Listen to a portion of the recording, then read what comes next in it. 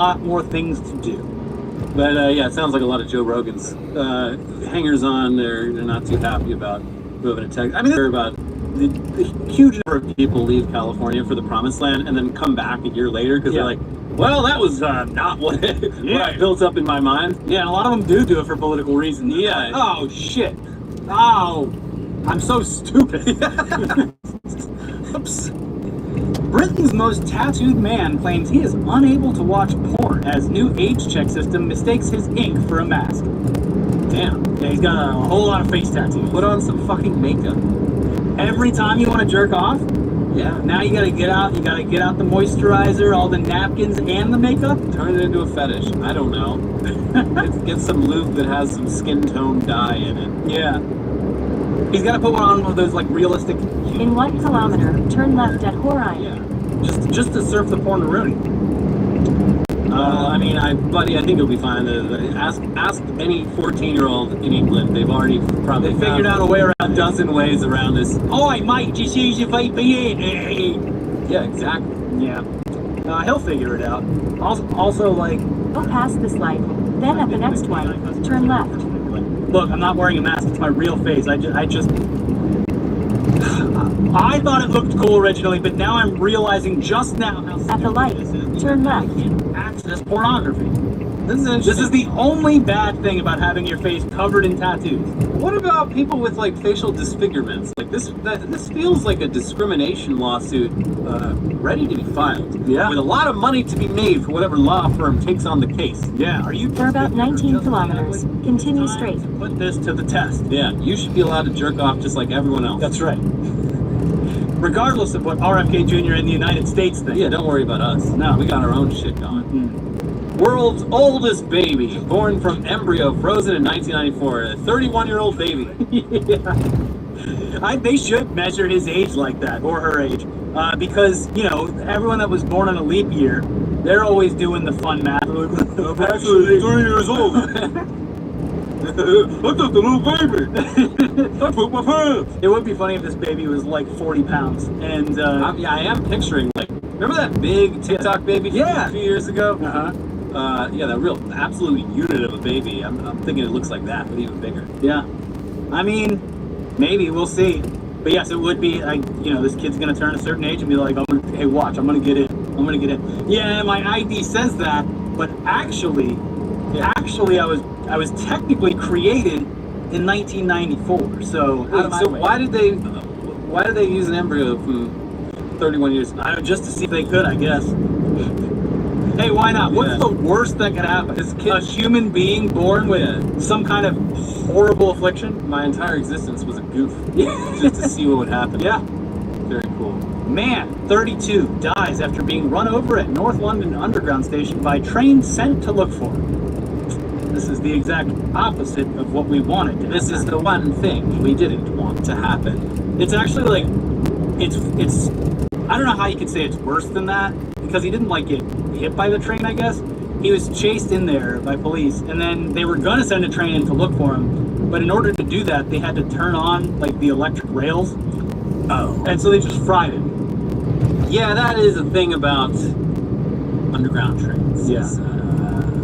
Yeah, if the train doesn't get you, there is a lot of stuff down there. A lot of electricity there that you don't want touching you. There was a reel that I saw recently where this young woman did the ultimate Mr. Magoo. She was running from like subway cops and was dancing on the third rail, but there's a protective layer over it, but she's dancing on it and it's bouncing like right above the actual third rail. And then she cuts through, so she's not only dodging potential train traffic, but dancing on an electrified rail, and then runs through the middle and up over the other side, so she missed getting completely electrocuted twice.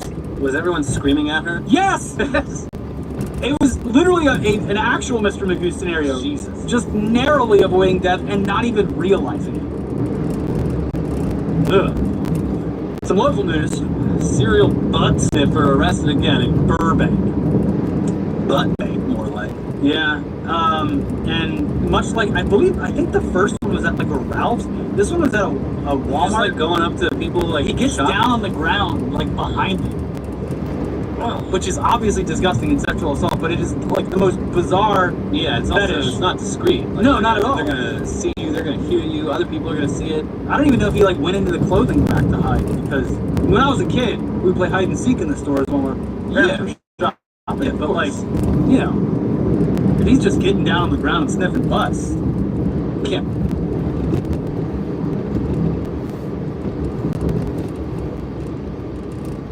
Can't be doing that. You're not a dog. At the Ralph's, he was like, I think I might just grab this big sack of flour down here. You go down, get a free whiff, and then, you know, no harm, no foul. He just got a little overzealous one time. Yeah. Meanwhile, you can go on TikTok and become a star by throwing loaves of bread across the room into people's carts when they're not looking. It's a trend that I'm like, this does meet all of the threshold for this being a cruel prank, but it's just like so dumb and silly. It's not even like it's a passable prank, because really you're just causing confusion for the person. You're not like just like ruining the and day. the guy that does it is pretty incredible. Like how like his aim is incredible. And he does it with people. No one ever fucking notices. And then there's these little old ladies that get up the checkout counter like, no, this is too much bread. I don't want this.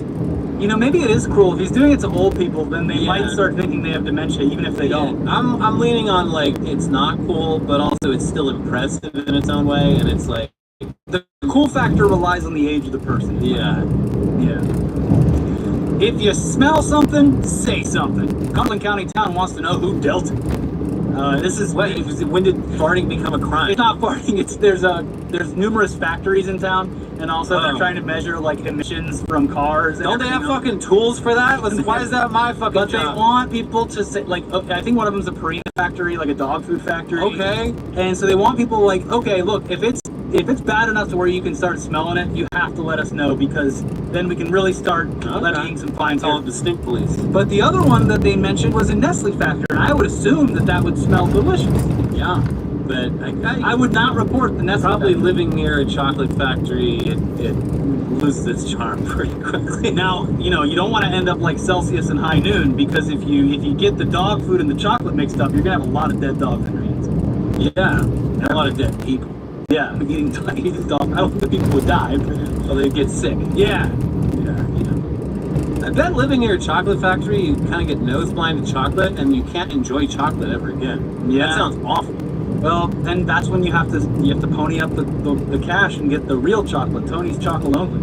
That's true. Yeah. It's good shit. Now, for me, you would think growing up near an orange juice factory would smell good, but no, because all they do is just burn those orange rinds, and that's what smells. And it is, I don't even remember it. Acidic smoke. Yeah, I don't remember it because it's just been blown out of my memory, but like if I smelled it today, I would immediately recognize it, because anytime the wind was right, you'd just be like, I remember specifically in middle school was like downwind from it, and you'd walk outside and be like, oh, it's acrid, it's putrid, what is going, it just smelled like rotting fruit.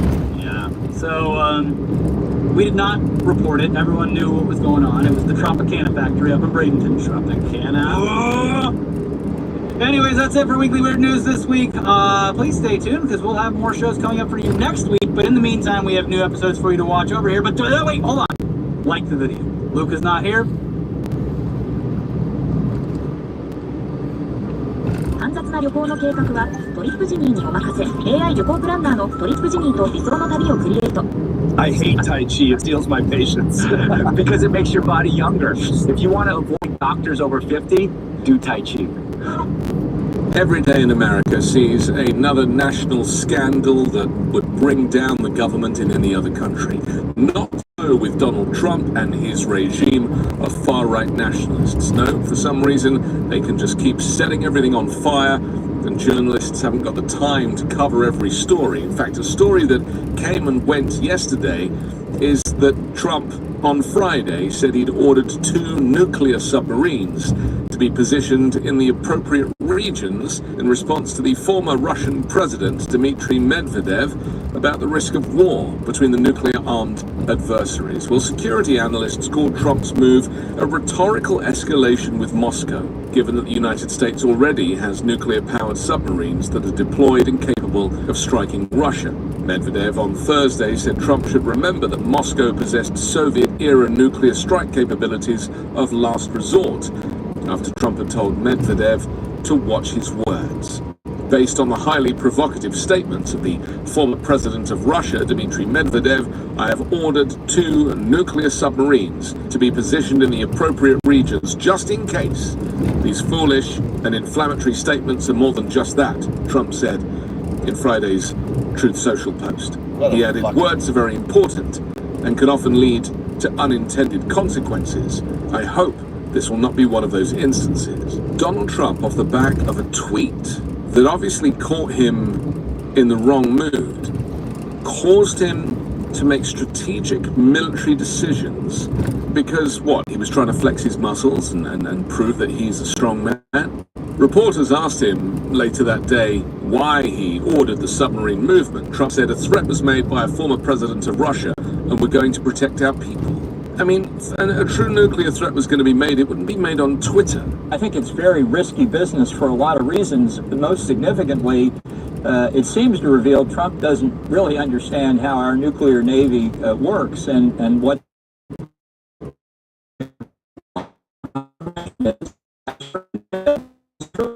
temporary ceasefire. He does not have the diplomatic skills. He doesn't have the negotiating skills. He calls it making a deal, but it's not about a deal. A ceasefire is not a deal. These are 2 completely different things. One requires a certain skill set, and the other requires you to shaft the other side with your business dealings. I mean, I really am of the opinion that Trump has hit the wall when it comes to Ukraine, and so all he has to fall back on now is threatening nuclear war with his nuclear warheads and his nuclear submarines. He is a child. And unfortunately, it's this childlike behavior, it's this lack of life experience, it's this lack of military strategic knowledge that is the reason why Trump could get the US into a war with Russia. I mean, he's just a hat and a button press away from design in his last administration. That is the level of intellect we have with this guy. I think he thinks he could win a nuclear war. Such is the amount of ego and narcissistic personality disorder that makes up this flawed individual. I certainly know from my own experience that you could find a tweet coming out any day or night on some national security issue that came directly from Trump, so it's possible that's what happened here. I hope somebody from the Pentagon who understands the disposition of the nuclear force explains this to Trump at some stage. And as I said, while the ballistic missile submarines are core to our second strike capability, they're also perfectly capable of being part of a first strike on Russia. So you could see people in the Kremlin, obviously always nervous about our capabilities, believe that Trump is trying to insinuate that he may be considering a first strike, which is even more dangerous. Yeah. And remember, he replaced key military personnel with loyalists. So there's not even pushback from the military, as there was under previous administrations. Trump really has created this safe space for himself, surrounded by yes people. And that is what makes me so nervous about America's future, indeed the world's future, with dictator Trump at the helm and in charge of the nuclear.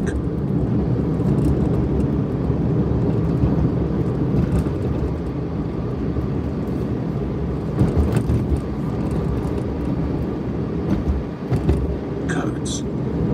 I'm Anthony Davis. You can find me on the 5 Minute News YouTube channel and podcast on I want to challenge English this year. Oh, we usually say a try instead of challenge. Oh, I didn't know that. As you know, I always like to give you a different perspective on things, and so today we'll talk about Canadian view versus the US view, in particular on MAGA. So let's just jump right in. So first, this is actually German television on MAGA. Let's watch.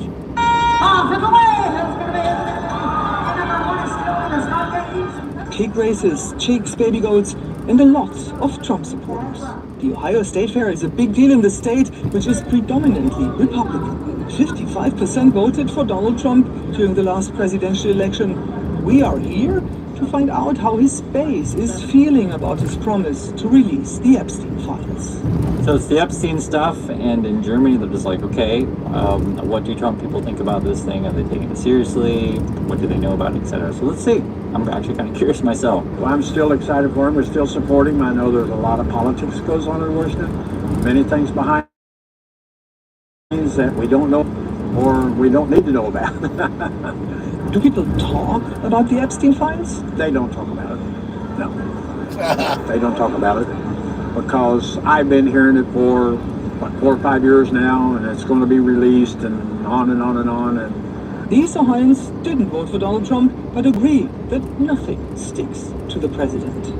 I don't think anything ever hurts Donald Trump, to be honest. The faction does not care about anything negative.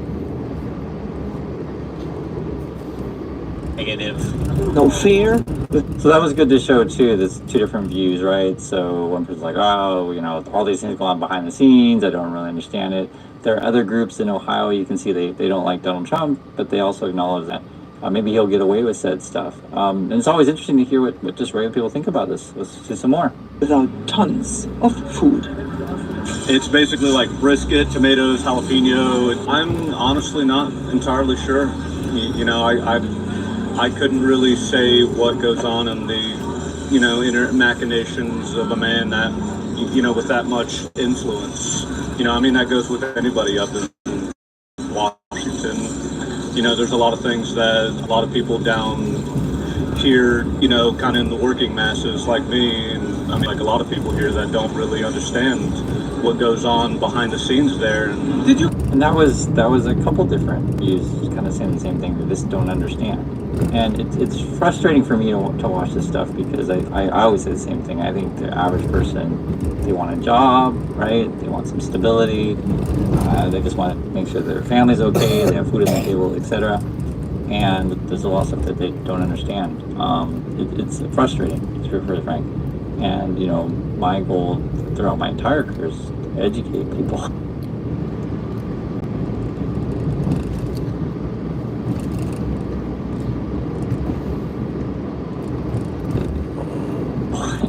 So it's like, what can you do? And then I know there's a whole culture out there on the Trump side that's like anti-education. It makes it even worse.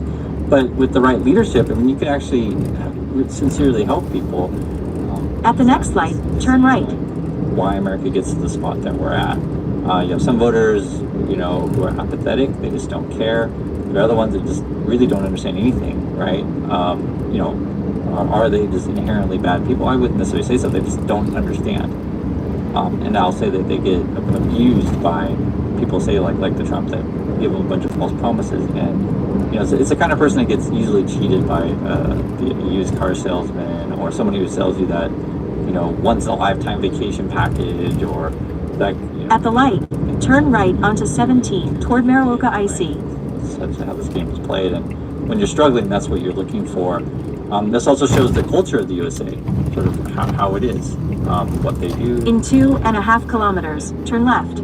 Kind of get a sense of what it's like there. I grew up in USA, so I grew up in this kind of world, basically in rural Oregon, same as rural Ohio. It's exactly the same. So I know this world very, very well. Did you vote for him? I didn't vote. I wasn't registered in time to vote, so sadly I did. Would you have voted for him? I believe I would have. It's the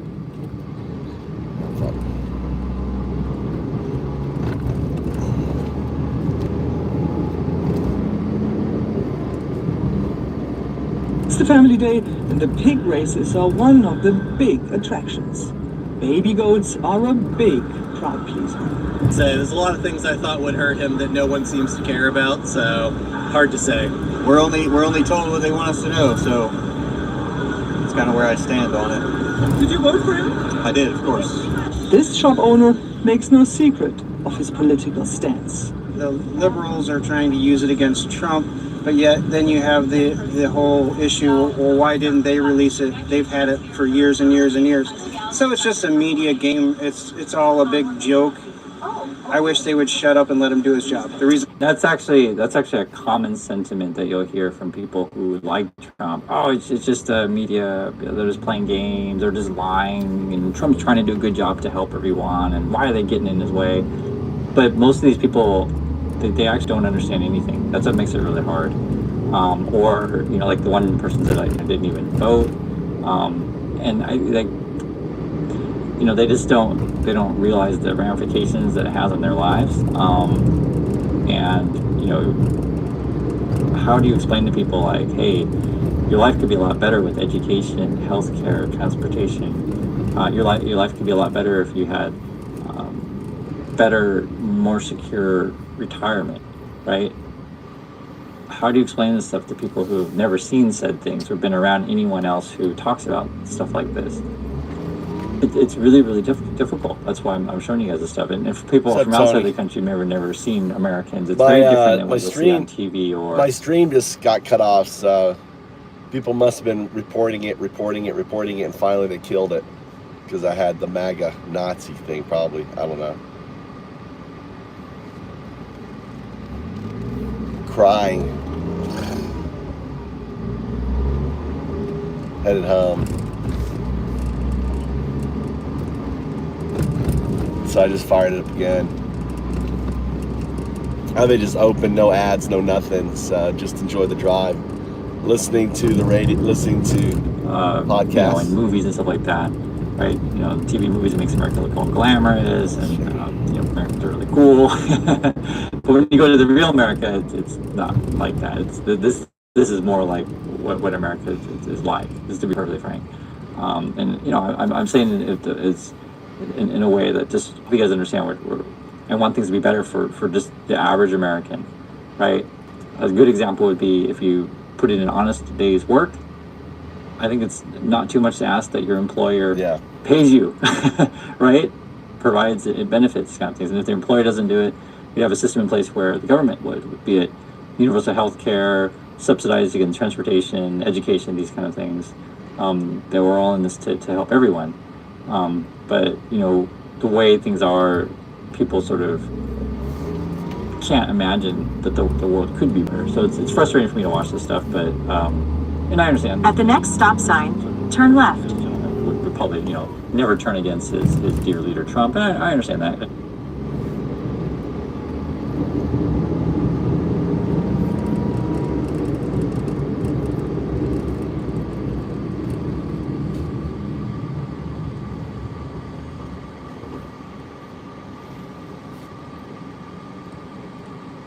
He's an expat in Korea. あなたは今とてもラッキーです。こんにちは、小谷真紀子です。チャンネル登録者が100万人を超えた今、特別なご褒美を用意しました。私が開発した Ending crime and disorder on America's streets. That's the title of Trump's latest executive order. But is this an attempt to open up concentration camps, institutionalize American citizens, or is it just patently unconstitutional? Maybe we'll go with that one. Patently unconstitutional. I'm Sean Cregan at Brian Kabatek. This is Civil Action on the Legal AF Network. If you like this content, remember to hit the subscribe button. Today we're talking about... At the stop sign, turn left. ...reports to try to help solve homelessness in this country. Brian, what do you think of this? Yeah, we have a national practice, and most of our cases are in big cities. Our firm's located in Los Angeles. There's no question that there is a homelessness problem in this country. Is serious. In 3.5 kilometers, turn left at Nagayagachi onto 257. There is, I just saw a dad. He's holding the kid's bike, and the kid's got his bike helmet on, and he's just walking, just purposefully walking away. And the dad just sitting there holding the bike, watching his son. He's like 50 yards away. The kid must be like 5, 6 years old. Obviously, something happened. And he was like, he had the helmet on. Dad's holding the bike, right? And the kid's just walking, purposefully just walking, and then he came up to I was like, what's this kid doing? Because I saw a little 5-year-old walking with a helmet on. And I noticed the dad behind him. And then he turned right. He's like, I've done that. You get mad at dad. He's like, I'm just fuck it, angry. That's funny.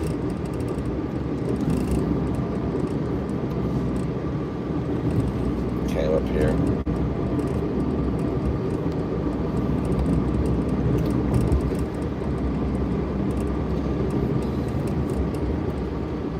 Light, gotta turn right.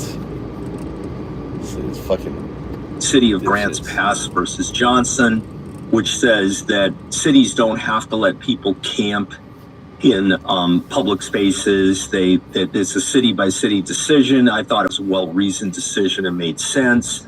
In California, there have been efforts underway to try to deal with this in a humane way. But meanwhile, back in Washington, D.C., where Trump doesn't apparently live, and claims that he lives in Florida, he has entered a executive order on July 24th. And the executive order effectively says that we're going to eliminate homelessness by rounding up people and putting them in camps. And that's a paraphrase, I admit. Yeah. But we have a very serious problem. And his way of dealing with it is to do certain things like cut funding for harm reduction programs. These are needle exchange programs, safe injection sites, Narcan, issues like that. Then not only doing that, but he wants to cut the funding and turn over people that are potentially participating in those programs, meaning the people assisting, as potential federal drug violators. Look, yeah, I agree, Brian. There is undoubtedly a problem, especially in our city, where I am right now in Los Angeles, in downtown Los Angeles. It's a serious problem. I think everyone on every end of the political spectrum wants this problem to be solved. But there's effective, and even if you don't care about it being compassionate, there's effective ways to solve this. And rounding up people and involuntarily committing them is not a solution. And that's what this order specifically calls for. Directs federal agents to facilitate the involuntary commitment of homeless people or people with mental illness and substance abuse disorders. Well, it's a violation of the Due Process Clause of the Constitution. Exactly. But we already know that this administration pays little attention to the due process.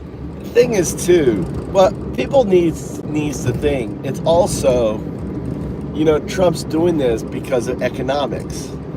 Right? Probably someone from the private, incarceration said, hey, you should just do this.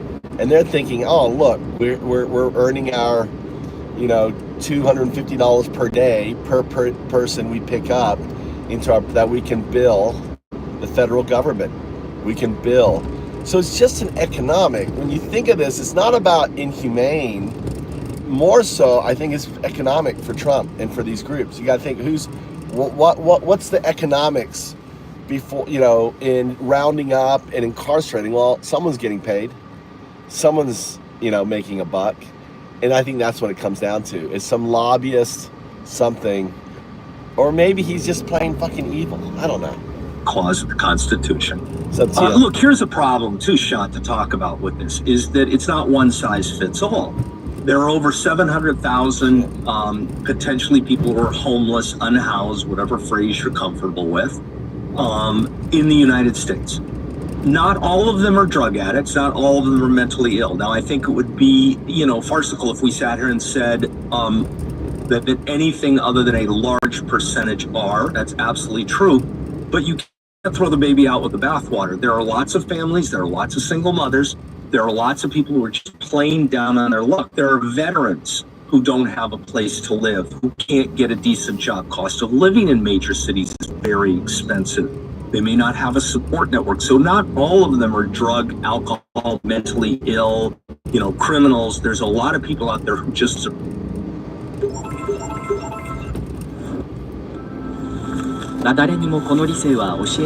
help. And this program seems to be one size fits all, right? Yeah, it just seems to try to, it's, again, and I think, in fact, Governor Gavin Newsom said this, this is more about his headlines. I don't think this is well thought out at all.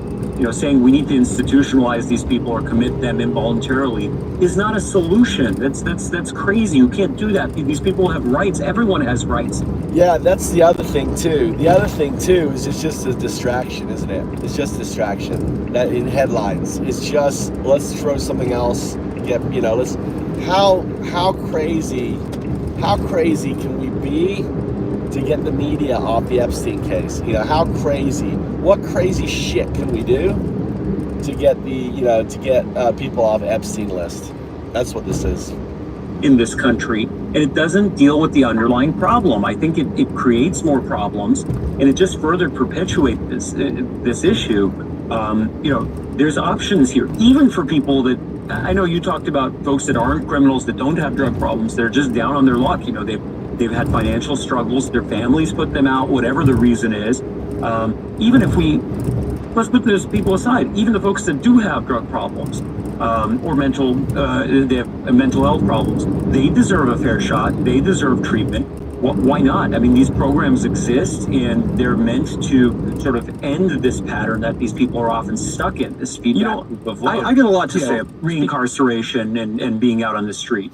I've got a lot to say about the job, because I think that when you do live in a major city and you see it, and particularly a major city in a warm climate, you see it more. There should be voluntary programs, right? The government Trump's government is already cutting $1 billion from homeless programs. They're cutting $1 billion. There already has been bipartisan support for Housing First, a homeless program. Maybe it's not working as well.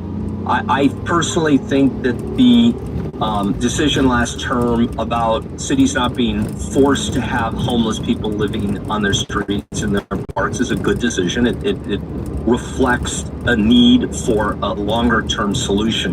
But scooping people up involuntarily is a real constitutional problem, not to mention another problem. But let me point out one other little problem of this brilliant plan is that the plan would prohibit sex offenders from receiving any kind of assistance or being any part of this plan. And they seem to be the people you'd want to watch the most, potentially commit the most, are the sex offenders, because otherwise they're just roaming on the streets. So, like so many things, this just isn't well thought out. And I think, Sean, there's already a groundswell of opposition to this sort of idiocy, this sort of shotgun approach to a very significant 21st century problem. It is a shotgun approach, and I think there's also financial consequences, tax consequences or consequences that taxpayers are going to have to care. So what happens? You commit these people, you put them into institutions. So what kind of institutions? It sounds like jails, because we don't have the infrastructure. 10 cities, people. They've already admitted 10 cities. Those are called internment camps, and just because they're not being put in there on the category of race doesn't mean that it's not illegal. It doesn't mean that it's not unconstitutional to put them in there because of their housing status or because of their mental health status. You can't do that. You can't round up a class of people and just put them away. And even if you do, who is going to fund that? I mean, instead of coming up with programs or funding programs that treat and break the cycle of homelessness, what we're going to do now is institutionalize these people, put them into some sort of facility, and they're going to be stuck in there likely for the rest of their lives, because we know that there's a history of recidivism and things like this not curing on their own. It doesn't go away. And then so the taxpayer, you and me, are going to sit there and fund these types of things, these internment camps, for the rest of these people's lives. I mean, that's not fair to the taxpayers either. That's a big problem. Instead, the money is going to have to be spent, or should be spent, on treatment, on breaking this cycle and giving these people another shot with the hopes of having them do better. It's shameful to have our cities in what I'd say is the greatest country in the world, the beacon of democracy, having people either on the street or in these internment camps where Trump wants to put them. That's not the solution. Leaving them on the street is not the solution. I'm not proposing that well, no, we should let them camp in public spaces either. But this extreme is certainly not the solution. Round them up, put them in a camp. I mean, that's just what. I'll give you my final thought on this, Sean. Is that this is a perfect example of where there already has been some bipartisan support This is an example of an issue that many Americans are deeply concerned about. People want to go to sleep at night, whether they're on the right, the left, or the middle, knowing that they're safe in their community, knowing that their businesses are safe. We get that. We understand that. But this is where this divisiveness of the Trump administration, the incredible effort to make everything a fight, as opposed to a win-win-win, comes out. Yes, I think most taxpayers would be very gratified to see billions of dollars on this program, a program, not this program. And one that would make sense that people would look at and say, okay, we're doing something about a serious problem that relates to drugs, that relates to veterans, that relates to, people just down on their luck, mental illness, severe mental illness. Let's come up with solutions as opposed to this game playing of doing stuff like this. Like you said, it sounds like internment camps. And it's just fundamentally not only Hey, did you see that car? It's like sticking out in the fucking road. Solutions. So as usual, Shot, you get the last one. Japan. Yeah, this is, I think part of the problem is the Trump administration is using problems like this. And this is a shameful, serious problem. It's a crisis. They're just using this problem as a pawn. They want to come out with a big splash in the headline. Trump's going to end homelessness. He's got to restore order to our streets. And it's a sexy topic for him to use. And who is going to stand up and say, on a superficial level, who's going to look at it and say, no, I want homeless people on the street. I don't want order in the streets. No one's going to say that. So it's easy for them to color it as this great, move of making the country safer. Yeah, but that's not what it's doing. It's creating internment camps, which I think is even more shameful than having a homelessness problem. So this isn't even a Band-Aid. It's just a move in the wrong direction. But going back to sort of the legal angle here, us being the legal nerds, I do think we're going to see challenges to this. We'll see how it shakes out. We're going to be following this. These types of things have been litigated before, and we'll see how it shakes out. So if you want to keep up to date on that, hit that subscribe button. I'm Sean Kernikian. That's Brian Kabadek. This is Civil Action on the Legal AF Network.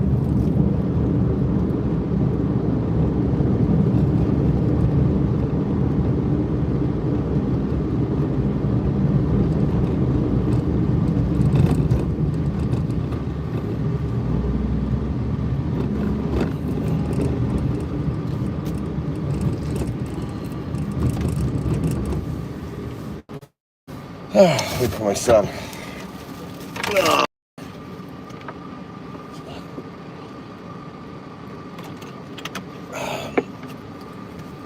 What the fuck is this woman walking down the street for?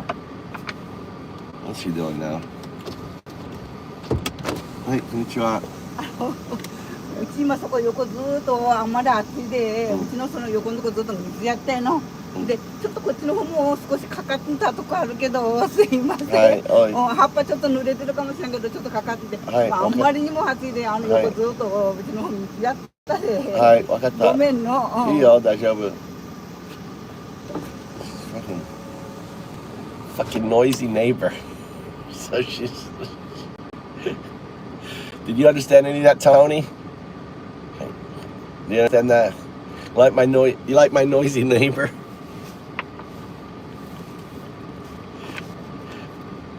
A fucking busybody. I got a fucking busybody neighbor. She's like obsessed about the stuff on the side of the house.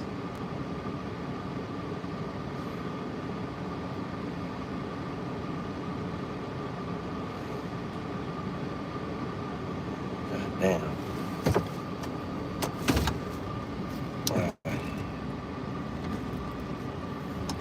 Let me go get my. Let's go get my my hand cutter. Her, I gotta kill the with her. Let's get my. Let's get my little cutter and say, Doko. Let me get my little hand cutter, and we'll have her point out everything what I need to cut. Here's my little hand cutter.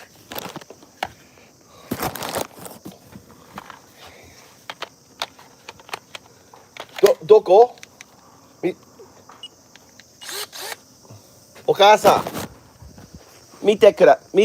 どこ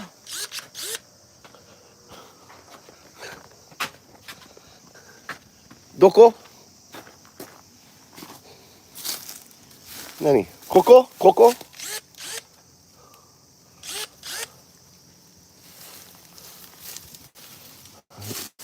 ？Look at my blackberries. Oh, she's watering. She's watering my plants. She's like, look, she watered. She's afraid. Look at this. Look at the size. Look at the size of that fucking blackberry right there. Look at the size of that.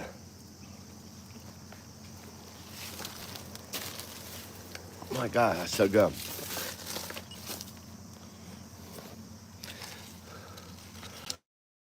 She's afraid. She's afraid. Look, she watered everything.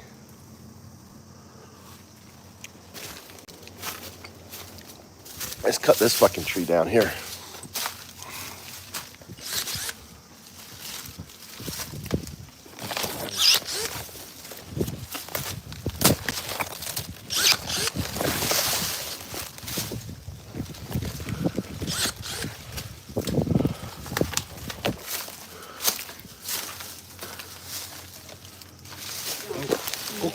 Coco?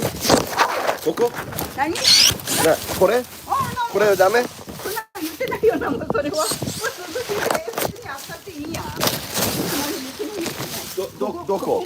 いやいや、私ここが暑いから、ここ水やったの。これ葉っぱ何か私少しここかかったで、ごめんって言ってる。ここのとこが少しこうずっと。いいえ、大丈夫だ。これは大丈夫、大丈夫。暑いで。そう。こっちの方までは暑いだろうな。そのとこまで怒っても思うよ。She was apologizing that she sprayed. 大丈夫、大丈夫。これはベリーは欲しい。ブラックベリー。これ甘い？私食べたことない。Try one. Try one. ちょっとなんか酸っぱい？ Try one. うん。甘い。どうぞ。立って。いっぱいよ。いっぱい。これ葉っぱ？これ皮も食べられるの？そう。いっぱいよ。ちょっと待って。ちょっと。She liked it.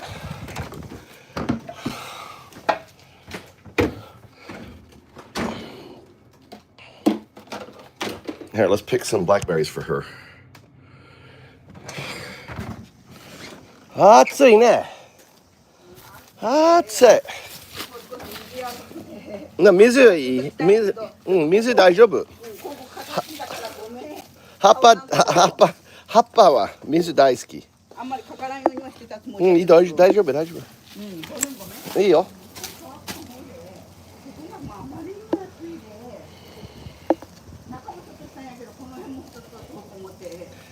Busybody neighbor. 暑い。今が一年で一番暑いには仕方ねえけどな。でも暑い。多分どこずっと水やったで。どこかかったで来られるかな。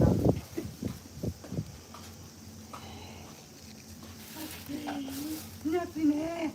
暑い。でこんな暑いんやろって言いたいくらい。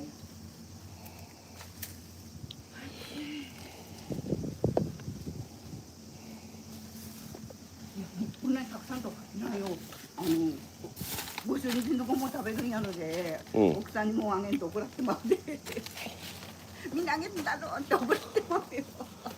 もっと欲しい？いやもうこんで十分です。美味しいよ。これ前にももらったけど美味しかった。ちょっと砂糖ね。ちょっと砂糖でヨーグルト、砂糖。そう美味しいよ。元気ヘルシーね。ヘルシー。本当にヘルシー。ありがとう。こんな美味しいもんなかなか貴重なもんでどこにもないでの。まあでもこれもなんか入れ物なんか。これは本当に高いよ。日本。これ高いかもしれんの。あと。でも入れ物いいわなんかあれで。忘れてもらったんでワンチ。曲げるの忘れてもらった後で。美味しいところありがとう。これ甘酢で美味しいやつの。前もいっぺんもらったことあるの。ありがとう。はい、どういたしまして。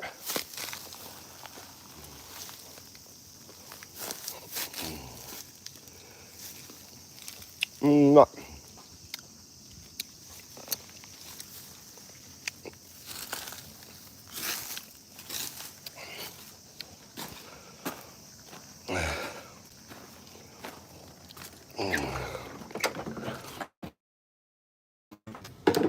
That's it.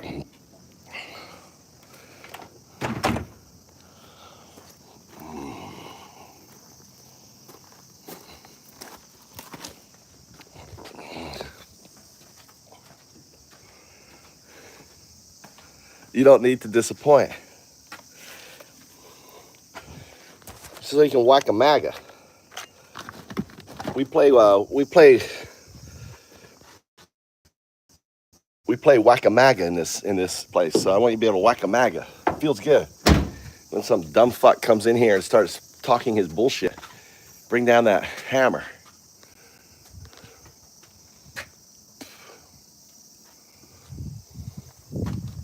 Oh, looks like he got rid of its web. I've been fattening up the spider. Might as well eat some these guys here.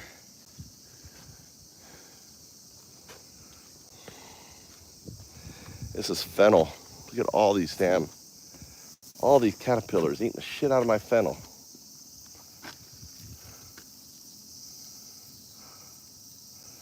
Eating the shit out of my fucking fennel. Do I have any spiders around here I can feed? Let's see if there's any webs.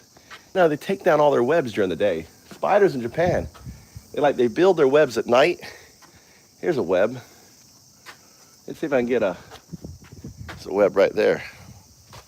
See if I can get a little caterpillar in that web for the spider for later. Where's that? Here we go.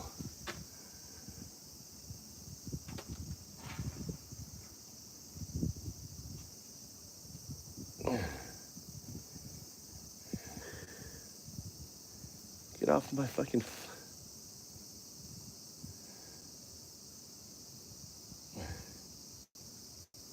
God damn it.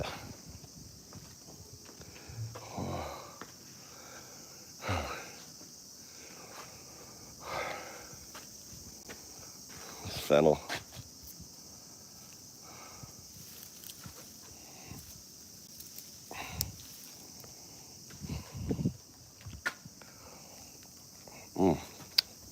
Love fennel.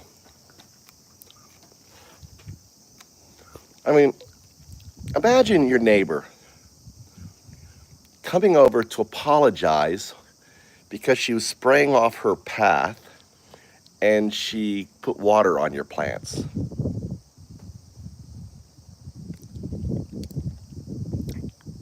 That's Japanese. I thought she's being a busybody neighbor complaining that my plants are over there. No.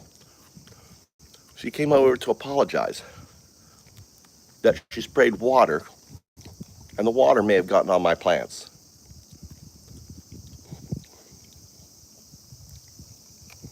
You know how insane that is?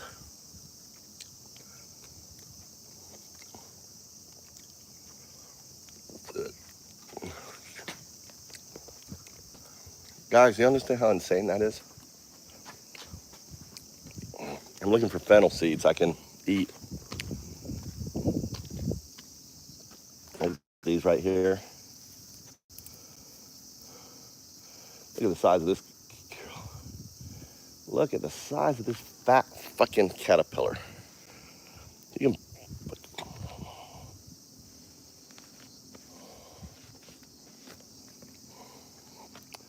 pick these caterpillars off.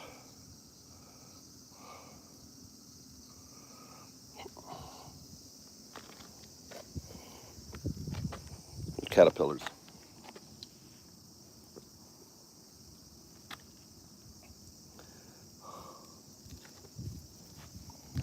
Look, I'm putting them on the, look at them.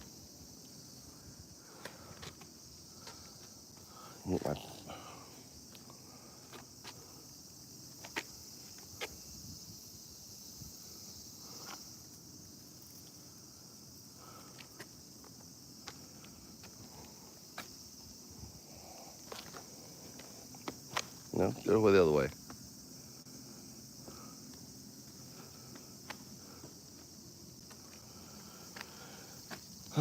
There's another one.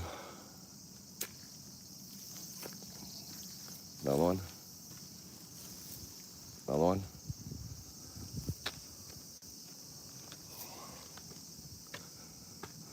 Another one, big fat. Look at this one here. Another one.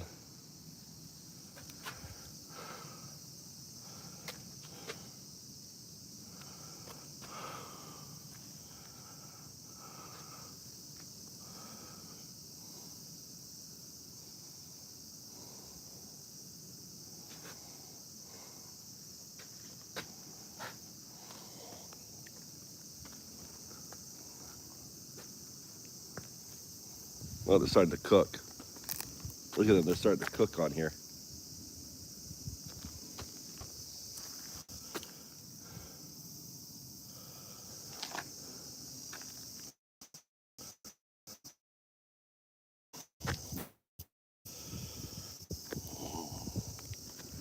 Cook, bitches. Look at them cook. Look at them go.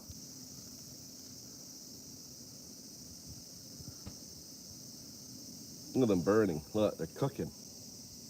These guys cooking. Look at them. They're like, ouch, ouch, this shit's burning.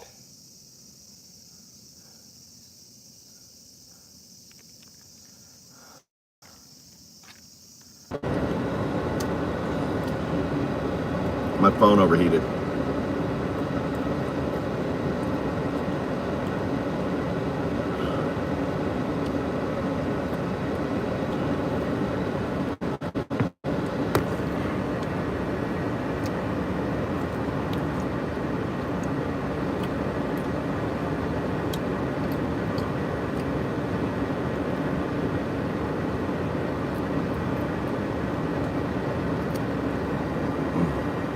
Oh shit, we got 5G here now.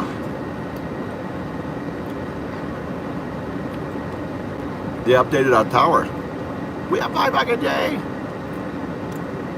Holy cow. First time I've noticed 5G.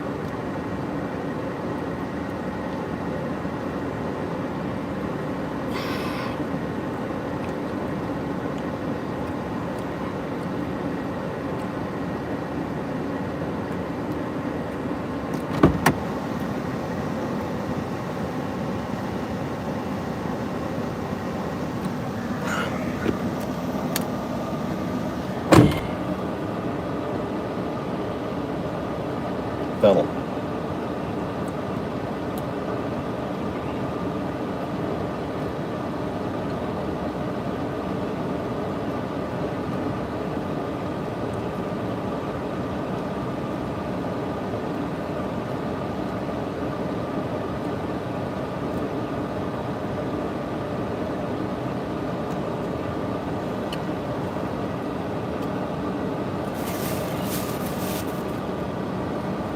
I hate this shit. Dude, this is the most disgusting thing I've ever drunk.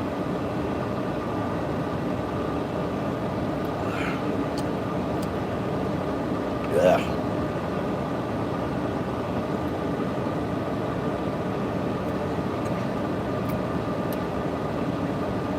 Whey protein.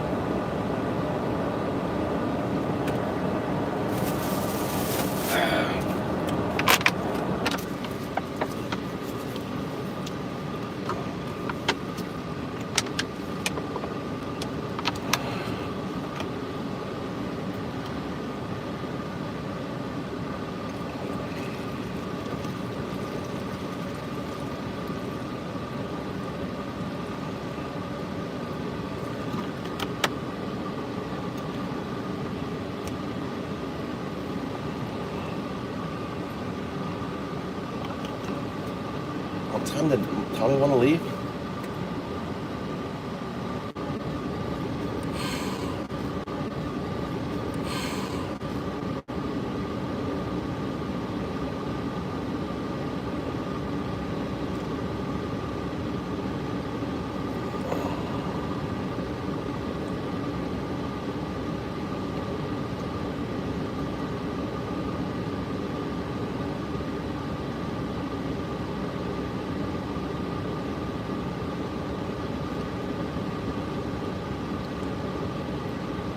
she wasn't stolen. She was preyed upon at his property, at President Trump's property. And I think it's very important that we don't treat it like stolen. Seems very impersonal. It feels very much like an object, and these survivors are not objects. Women are not objects.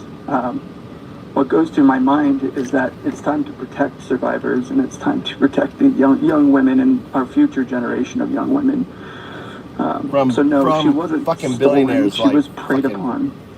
And it certainly makes you kind of ask the question, you know, how much he knew during that time, right? How much Trump know? Even a couple of years later, even after he, I believe he had stated something along the lines of cutting off communication or kicking him out. He described Jeffrey Epstein as somebody who really enjoyed being around young women.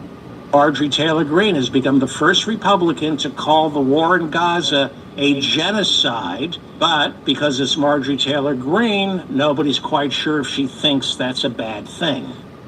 Let's move on to Secretary of State Marco Rubio, the only man who says, "I'm all ears," and means it. The State Department's latest target is something very close to my heart, cervix. The government may destroy almost $10 million worth of birth control, bought with tax dollars, instead of sending it to women overseas. It's sitting in a warehouse in Belgium right now, and most of these items don't expire for another 2 to 3 years. But the State Department says they may have to burn all of this birth control now that USAID has been dismantled. Officials say it'll cost almost $170,000 to destroy all of those contraceptives. Are you kidding me? They would rather spend $170,000 to destroy $10 million worth of birth control that they already bought rather than give it to women who need it? At least sell it. You're Donald Trump. Just slap. All hell's breaking loose, I guess. Donald Trump's decided that since he's losing and losing badly in front of Chief Judge Boasberg in D.C., who's a friend with Chief Justice Roberts and a roommate of Justice Kavanaugh, now's the time to try to get him off all the cases involving the Trump administration and claim that he has been unethical because, get this, in March, 4 months ago, he made a statement to other judges observing what appeared to be a pattern and a track record of the Trump administration to defy federal judges. Fancy that. A judge observing the obvious, that Trump administration and the Department of Justice was defying judges, and he said that even before, how prescient, even before the whistleblower came out against the Department of Justice in May and said, yeah, the Department of Justice is being instructed to defy federal judges. If you like this update, check out and subscribe to the... He's deaf and mute and a DACA recipient. ICE detained him for a month. If protected legal status isn't enough to save people from being detained or deported, then what is? Javier Diaz-Santana was working when ICE agents raided the car wash he was employed at and detained him. He had no way to communicate with the agents who were yelling at him and taking him away. They took his phone so he couldn't type out a message. His Real ID driver's license wasn't enough. His mom had taken his work authorization card to renew it. Diaz's first time on a plane was when he was sent to a detention camp in Texas. They put him in a cell alone with the TV on with no captions. Diaz was completely isolated with no idea what was going to happen next. He was given paperwork in Spanish despite not being able to read it. Eventually, he was able to get an American Sign Language interpreter, but at first, he had to communicate by writing things down. Despite Diaz having DACA protections and a court ruling earlier this year that all DACA recipients are protected from being deported as long as they continue to meet requirements and renew their status, and despite having no criminal record, he was still held in the camp for a month before being released. He's now home in California with an ankle monitor so immigration can keep track of his whereabouts. To reiterate, Diaz does not have a criminal record, and neither do the majority of people detained by ICE. Studies indicate that immigrants, both legal and undocumented, are 60% less likely to be incarcerated than US-born citizens. As his lawyer points out, these deportations are rooted in racism and stereotypes. Even if you did it the right way, it's not enough for Republicans. Trump lied when he claimed he would only focus on the worst of the worst, or only criminals. No one is safe. Listen to that again. He's deaf and mute and a DACA recipient. ICE detained him for a month. deaf and mute and a DACA recipient. Protected from ICE. Yeah, he was in jail for a month. This is what Nazi. This is why I call MAGA Nazis. If protected legal status isn't enough to save people from being detained or deported, then what is? Javier Diaz-Santana was working when ICE agents raided the car wash he was employed at and detained him. He had no way to communicate with the agents who were yelling at him and taking him away. They took his phone so he couldn't type out a message. His Real ID driver's license wasn't enough. His mom had taken his work authorization card to renew it. Diaz's first time on a plane was when he was sent to a detention camp in Texas. They put him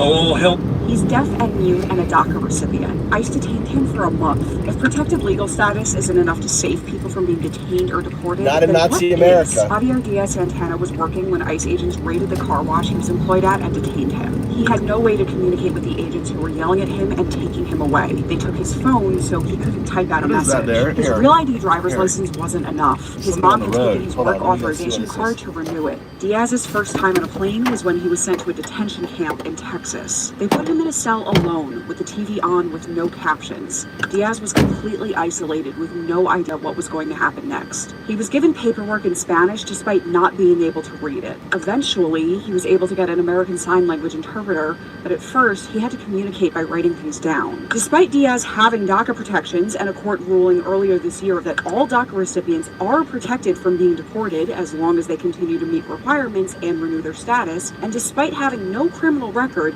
he was still held in the camp for a month before being released. He's now home in California with an ankle monitor so immigration can keep track of his whereabouts. To reiterate, Diaz does not have a criminal record, and neither do the majority of people detained by ICE. Studies indicate that immigrants, both legal and undocumented, are 60% less likely to be incarcerated than US-born citizens. As his lawyer points out, these deportations are rooted in racism and stereotypes. Even if you did it the right way, it's not enough for Republicans. Trump lied when he claimed he would only focus on the worst of the worst or only criminals. No one is safe.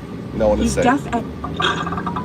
When conflict is brushed under the rug, a parent doesn't take accountability, there's no repair, that is so damaging because the only way the child can make sense of it is by believing they caused it to happen. And so they go from, I did something bad to make dad upset. When that happens again and again and again, it forms the belief of I am bad. I must be so bad to make my parents so unhappy. And this isn't to say, and I really want to make this clear because I don't want it to seem like, oh gosh, parents need to be perfect or whatever. There's no perfect parent. There's no perfect anyone. And we're gonna, conflict is inevitable.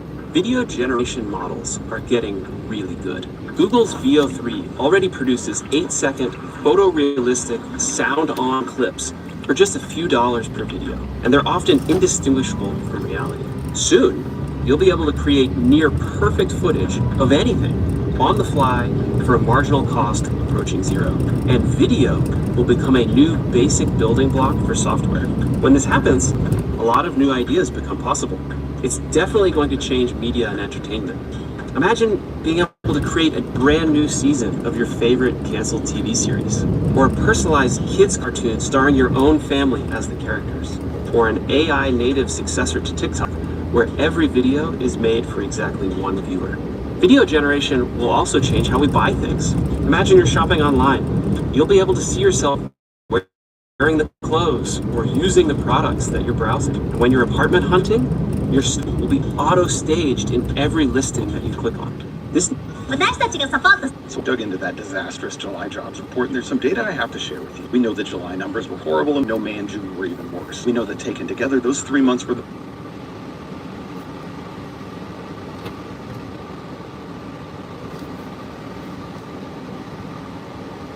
worst 3 months for job creation since 20, and we know this because Trump is an idiot who is fucking terrible at everything he does. But let's be more specific, because just saying Trump is What I have to show you is this. Yes, those 3 months were terrible, but look where the actual jobs did come in. Healthcare and social assistance. 204,000 jobs in 3 months. If it weren't for healthcare, we would have lost jobs every month. Because government, professional business services, manufacturing, wholesale trade, and retail trade all lost jobs. Good thing no one's coming after healthcare jobs, right? Shit. The big bloated abomination just cut $1 trillion from Medicaid, and the Congressional Budget Office calculated that those cuts are going to result in at least 10 million Americans losing their health care. Do you know what happens when people don't have health care? They avoid going to the doctor. They hide from illness, and they continue to hide from it until something gets so bad they have to go to the emergency room. Then the emergency room bill comes in, and it's way higher than they would have paid if they had just had health insurance. And if they can't pay that bill, then the hospital is left to eat the cost. Oh, but I forgot to mention Trump's budget bill also cut the provider tax, which is a source of revenue that hospitals use to offset the cost of unpaid medical bills, which means the hospitals are now at risk of going under, costing us all of those new healthcare jobs I mentioned earlier, leaving millions of Americans without health care and without access to an emergency room. All because why? Say it with me. Because Trump idiots. So I dug into that disastrous July report. There's some data I have to share with you. We know that July numbers were horrible, and we know May and June were even worse. We know that taken together, those 3 months were the worst 3 months for job creation since 2010. And we know this because Trump is an idiot who is fucking terrible at everything he does. But let's be more specific, because just saying Trump is an idiot doesn't give you all the details. What I have to show you is this.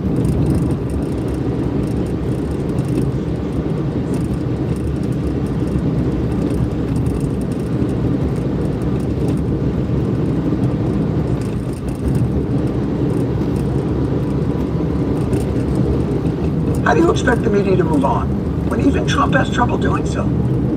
So it was, on the day of striking a trade deal with the EU, Donald Trump presented once more, this time for the Edinburgh Fringe Festival, his classic Epstein defense, 13 reasons why I'm not involved with a pedophile. Those files were run by the worst scum on earth. If they had something, they would have released. Now, they can easily put something in the files that's a phony.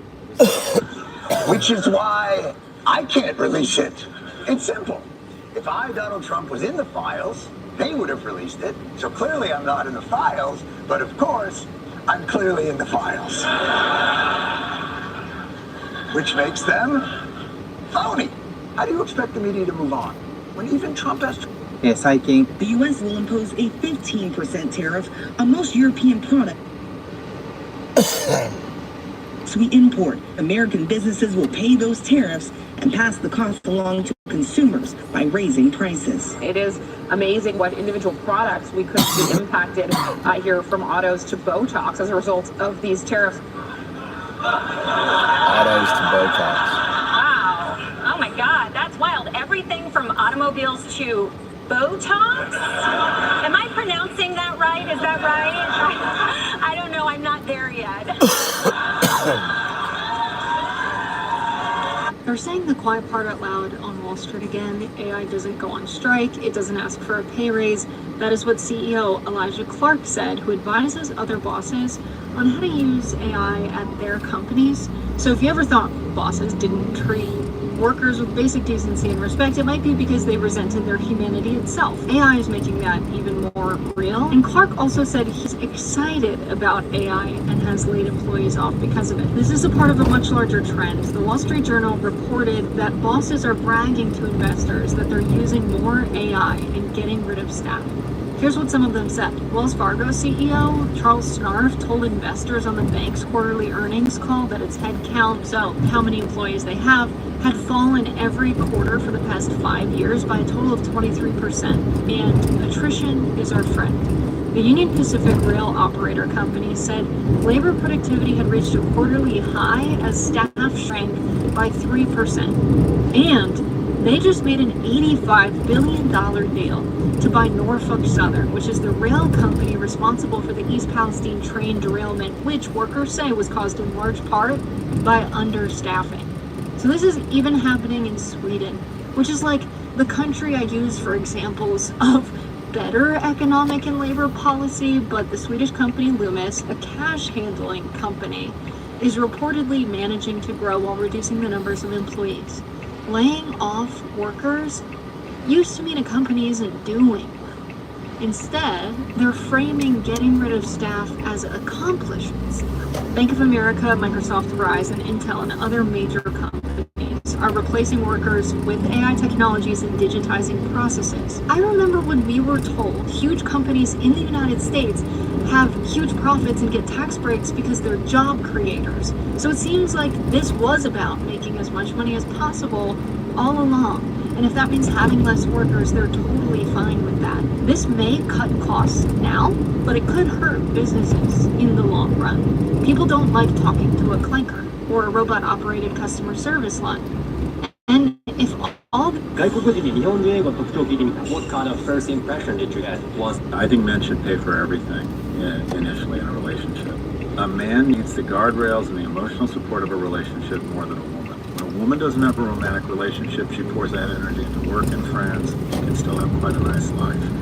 When a man doesn't have a relationship, doesn't cohabitate, or isn't married by the time he's 30, there's a 1 in 3 chance he's going to be a substance abuser. He pours that additional energy into things like video games, and porn, and nationalism. Widowers are less happy than when they were married. Widows are happier after their husband dies.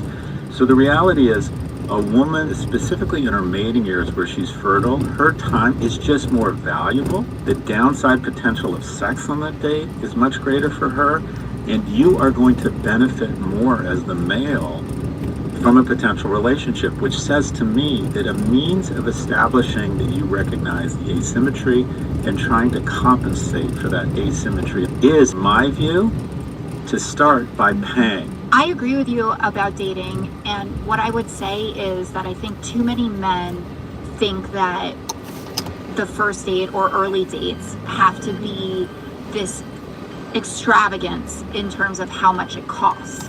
It just has to be thoughtful. You should just live within your means. We want to laugh and have a good time and have a non-threatening sexual encounter. I'm totally with you, and I think it is a nice gesture. And then you figure out your lives together. Did I pay already? No. I think men should pay for everything initially in a relationship. A man needs the guardrails and the emotional support of a relationship more than a woman. When a woman doesn't have a romantic relationship, she pours that energy into work and friends, and can still have quite a nice life. When a man doesn't have a relationship, doesn't cohabitate, or isn't married by the time he's 30, there's a 1. Do you have another one? Another Ichiman? Yeah. Nande? Because this is 10. Well, what do you want to use? Why do you want to have an Ichiman for? I have 5,000. I don't have 5,000. No 5? No, your mother took it. Why? Why? You're gonna use it. If you have an Ichiman, you have to break it. Yeah. Why do you want the Ichiman? Huh? Huh?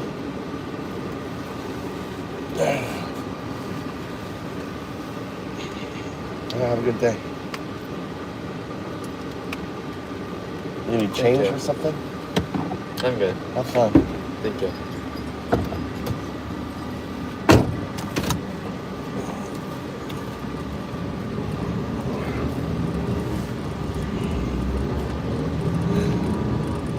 My son's going, taking his girl to Kyoto this month. He's taking a girl to Kyoto. Think they'll get a love hotel. I think my son's too embarrassed. I really think.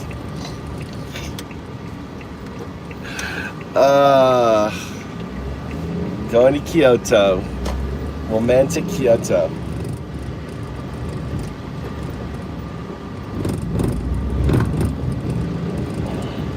How long do you think it's been since they cleaned this palm tree?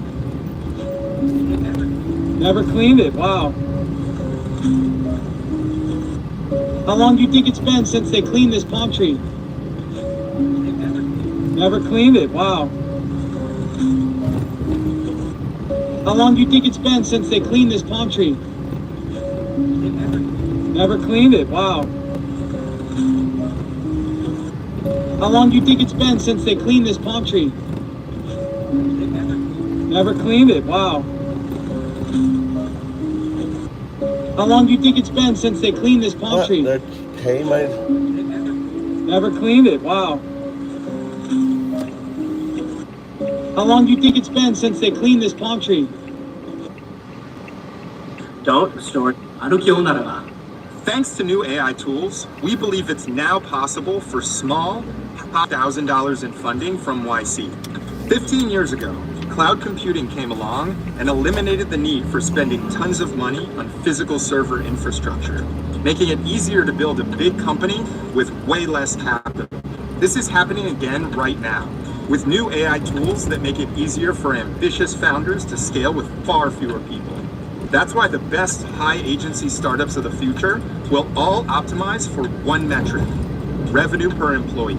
These small teams have incredible advantages over bloated incumbents too. With smaller, efficient teams at scale, they won't get bogged down in the politics, excessive meetings, and a lack of focus that grinds huge companies to a halt. They can just focus on winning with better speed and execution.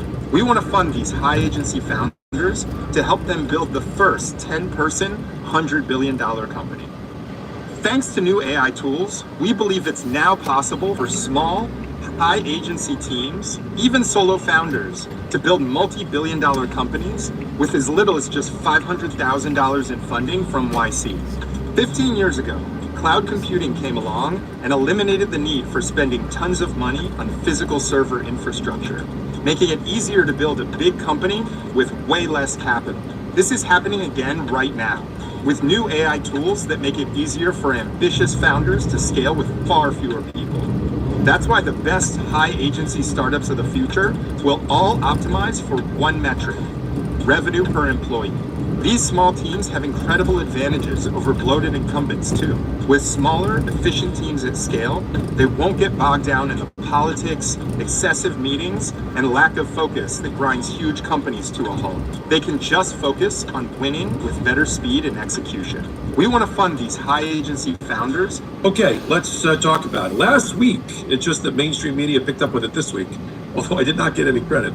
Last week, I reported that I had located a podcast from over a year ago showing the close, chummy relationship between Todd Blanche, then Donald Trump's criminal defense lawyer, before the election, and David Oscar Marcus, a lawyer down in Miami that's currently representing Ghislaine Maxwell, where they are giggling like schoolgirls, where David Oscar Marcus compliments Todd Blanche. Thank you for being the first person to ever appear twice on my podcast. Nobody watches this podcast.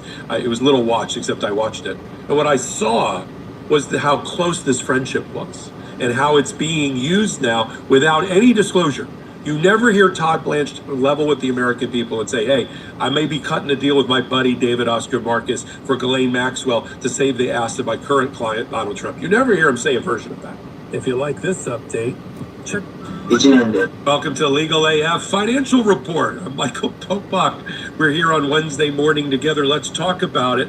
The tariffs, more importantly, the phony announcement by Donald Trump that he won against the European Union. Do you remember that? The victory lap? I beat the European Union president. They're going to bend down. They're going to pay 15% tariffs. We don't have to pay anything. And they're going to invest $1 billion into energy and other investments in America. Okay, now that the victory lap is over, let's get down to the reality. What he actually did was follow these words: a non-binding, not legally enforceable framework, aspirational at best, between the European Union and 27 countries. If you like this update, check out and subscribe to the Legal AF YouTube channel.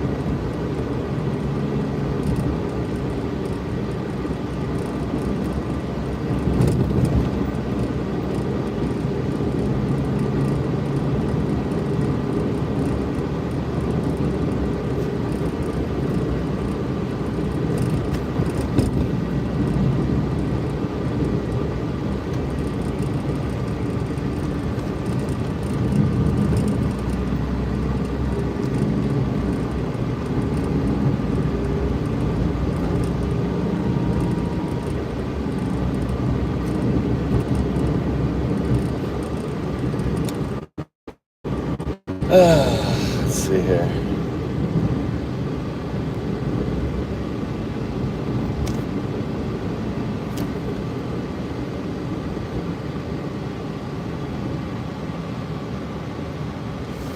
Keynote 2.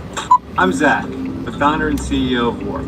AI is completely transforming how Claude Code is the most powerful coding agent and general agent in the entire world. In my opinion, it is the closest thing that we have to AGI. And Anthropic just released a new feature to Claude Code that brings us closer to AGI, and that is sub-agents. I have not yet tested sub-agents. And that's what we're going to do today. We're going to create a master agent who has a team of smaller agents beneath it. So I don't want to waste any more time. Let's dive into the video. I created this kind of visual diagram, and this is kind of how I understand what's happening. So basically, when you ask Claude or ChatGPT, which are now agents, right? They have access to tools like browsing the internet, but now you can create agents that have a team of sub-agents. And so the user asks the primary agent delegates to sub-agents, and the sub-agents respond to the primary agent. That is a key distinction. The sub-agents don't respond back to you as a user. Primary agent delegates to sub-agents, and the sub-agents report back to the primary agent, and the primary agent synthesizes that information into a response that is cited that shows attribution. It's very clear where the information came from, which sub-agent. And this is built directly into Claude Code, which we're going to set up in just a second.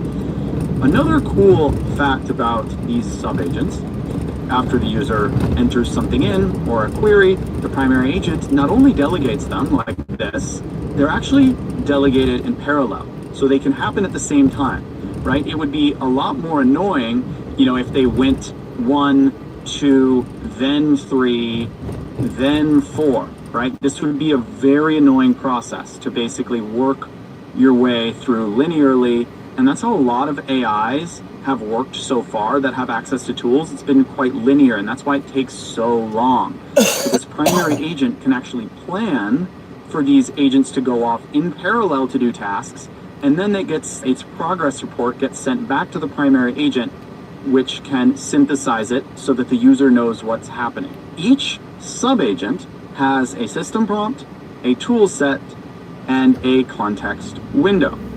And so many people have understood the concept of context window in terms of ChatGPT. You might have heard headlines about how Gemini's new million token context window. And basically there's input tokens, which are how much you basically type into the AI, and then there's output tokens, which is how much the AI types back to you. So like you have these chats going on, you have your main chat, let's call this your main chat, and then you have this agent that has a better understanding of your main chat, and that's your like primary agent. If you think of this as a max capacity or max tokens that fit into a chat, you have these sub-agents that can process things without clouding your massive context window, because the role of your primary agent is to synthesize this information. It's distilling it down to the important information, and that's what lives in the main chat here. And so that's basically what's happening with context window. Another thing that's really important is your primary agent will have access to tools, and it'll do things in a loop until it decides that it's done. Then it will get back to the user once it's decided that it's done.